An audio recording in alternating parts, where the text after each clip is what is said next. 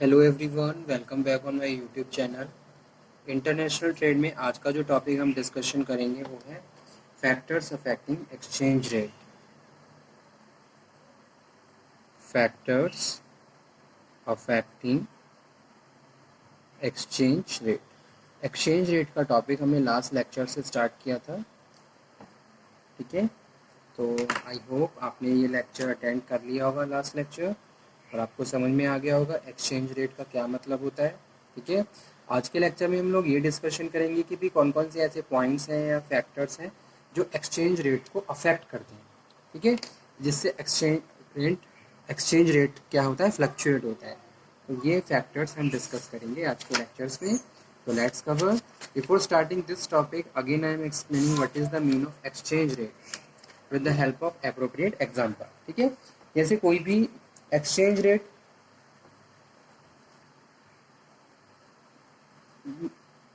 Rate is also known as foreign exchange rate, forex और FX rate. ये क्या है? Rate between two currencies. ठीक है, between any two currencies are the rate at which they exchange. जिस rate पे दो करेंसी आपस में एक्सचेंज हो रही हैं उसको एक्सचेंज रेट बोलते हैं। अब दो कंट्री हैं, दोनों कंट्री की अलग अलग करेंसीज हैं। ठीक है, करेंसी अलग अलग है तो क्योंकि करेंसी अलग है तो बैलेंस ऑफ पेमेंट करने के लिए हमें क्या करना होगा? प्रॉपर ट्रांजेक्शन्स प्रोसीड करनी होंगी, प्रॉपर प्रोसीजर्स फॉलो करने होंगे। तो करेंसी अलग अलग है तो करेंसी को जब हम एक्सचेंज करते हैं तो जिस रेट पे हम एक्सचेंज करते हैं उसको एक्सचेंज रेट बोलते हैं। क्योंकि दोनों करेंसी की अलग अलग वैल्यू होती है तो उसके हिसाब से एक्सचेंज रेट सेट किए जाते हैं और उसके हिसाब से करेंसी को एक्सचेंज किया जाता है। ठीक है, तो it is rate between two any currencies are the rate of the exchange sold against each other. ठीक है, जैसे कि क्या है? Rate at which currencies of two nations are exchange for each other called exchange rate. जैसे कि एक US dollar की इज एक्सचेंज फॉर 10 रुपीज़। एक यूएस डॉलर को 10 रुपीज़ में एक्सचेंज किया जाता है दूसरी करेंसी में। ठीक है, द फॉरेन एक्सचेंज रेट क्या हुआ? 1 US dollar is equal to ₹10। तो इस तरीके से एक्सचेंज रेट प्रोसीड किया जाता है ड्यूरिंग द इंटरनेशनल बिजनेस और इंटरनेशनल ट्रांजेक्शन और बैलेंस ऑफ पेमेंट। ठीक है, अब आज के लेक्चर में हम ये डिस्कशन कर रहे हैं कि भाई कौन कौन से ऐसे फैक्टर्स हैं जो एक्सचेंज रेट को अफेक्ट करते हैं। तो factors affecting exchange rate fluctuations are, first one है change in demand and supply of foreign exchange.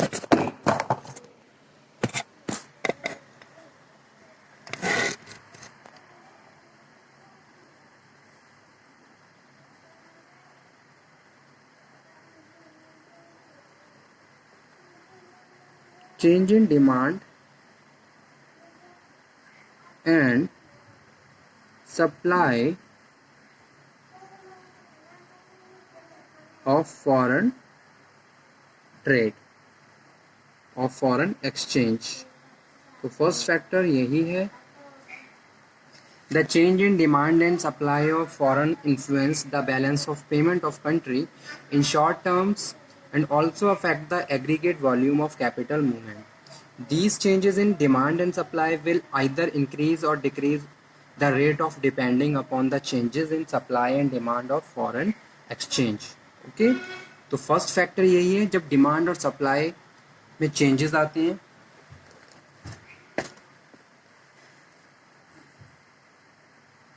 so the change in demand and supply of foreign influence the balance of payment of country in short term also affect the aggregate volume of capital movements। ठीक है, जैसे अगर मैं किसी भी एक particular country की currency की बात करता हूँ, करेंसी की वैल्यू घटती बढ़ती है तो उसका अफेक्ट कैपिटल फॉर्मेशन पे पड़ेगा, इंटरनेशनल बिजनेस पे भी पड़ेगा और एक्सचेंज रेट उसके हिसाब से फ्लक्चुएट होगा। ठीक है, सेकंड है state of international trade. State of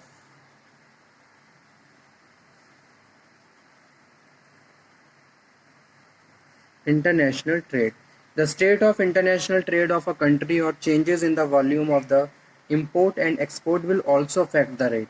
तो एक्सपोर्ट इंपोर्ट भी क्या है? इंटरनेशनल बिजनेस और एक्सचेंज रेट को अफेक्ट करती हैं। अब हमारा अगर मैं अपनी कंट्री इंडिया की ही बात करता हूँ तो हमारी कंट्री में अगर एक्सपोर्ट इंपोर्ट घट बढ़ता है तो उसका एक अफेक्ट इंटरनेशनल बिजनेस और एक्सचेंज रेट पे भी पड़ता है. If there is a adversity in the trade and it increase further, the deficit in trade will adversely affect the rate of. ठीक है, और अगर घट रहा है तो उसका एक्सचेंज रेट पे अफेक्ट पड़ेगा नेगेटिवली, और बढ़ रहा है तो पॉजिटिवली उसका अफेक्ट पड़ेगा. ठीक है, तो इस हिसाब से ट्रेडिंग को भी ध्यान में रखा जाता है और ट्रेडिंग को बैलेंस भी रखा जाता है. ठीक है, यहाँ पे मैं इंटरनेशनल फॉरेन ट्रेड की बात कर रहा हूँ. उसके बाद नेक्स्ट है मॉनेटरी पॉलिसी. क्या मॉनेटरी पॉलिसी है कंट्री की, गवर्नमेंट ने कौन सी मॉनेटरी पॉलिसी को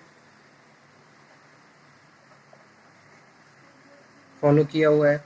monetary policy particularly the regulation of money supply, money का regulation and supply. Monetary policy का मतलब क्या होता है, regulation of money supply and frequent changes in the money supply will affect the fluctuation in rate of exchange. Next है capital movement.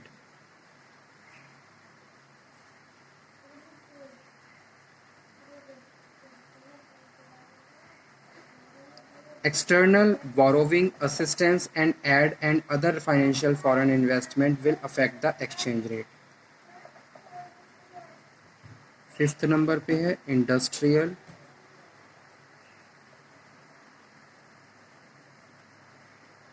factors. In case of industrial development, there is a more investment of foreign capital and rate will be favorably affected. Currency conditions. Currency की क्या condition है, ये भी एक important factor है. Currency conditions.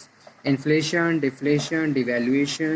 Inflation due to the decrease in purchasing power, the rate turns against the country. ठीक है, in deflation, due to the deflation, there will be more foreign capital into the country and rate will turn in the favor of the country. Deflation का मतलब जब rate country के favour में आ जाते हैं. Inflation का मतलब जब रेट बढ़ जाते हैं. Devaluation, the policy of devaluation also affect the rate as it will affect the export import capital movement. तो उसको डिवेल्युएशन बोलते हैं. ठीक है, पॉलिटिकल कंडीशंस भी क्या है, political conditions also affect the international trade और exchange rate. There are several political factors which also affect the rate, like political stability in country, position of the peace, war, national security problems, heavy expense on defense also. ठीक है, उसके बाद next जो important factor है वो है control exchange. There are several political factors will also affect the rate, like political stability in the country. Exchange control invariable affect exchange rate. Capital market and stock exchange conditions. Banking conditions.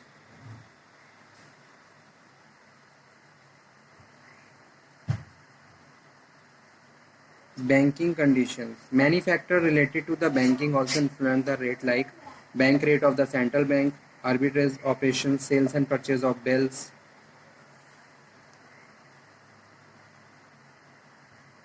National income. Psychological factors.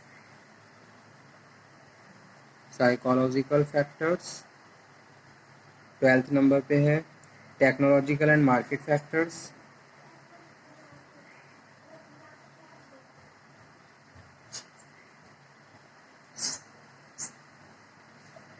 और next है activities of middleman and brokers. So these activities are carried out to dispose of securities by buying cheap market and selling the expensive and costlier security markets to earn profit by the brokers, and these activities affect the demand and supply of foreign exchange. ठीक है, technological market factors की अगर मैं बात कर रहा हूँ, so there are huge isolated transactions in the market and seasonal variations in demand and supply. So these factors also may upset the balance of demand and supply of foreign exchange. ठीक है, कुछ traditional factors भी आते हैं, कुछ technological factors भी आते हैं जिनकी वजह से डिमांड और सप्लाई घटे और बढ़ जाती है और उसका इफेक्ट एक्सचेंज रेट पे पड़ता है. साइकोलॉजिकल फैक्टर्स भी होते हैं. और national income also. Increase in national income will lead to the increase in investment, productions and the consumption, and accordingly these it will have effect on the exchange rate. ठीक है, so these are the important factors which affect the exchange rate.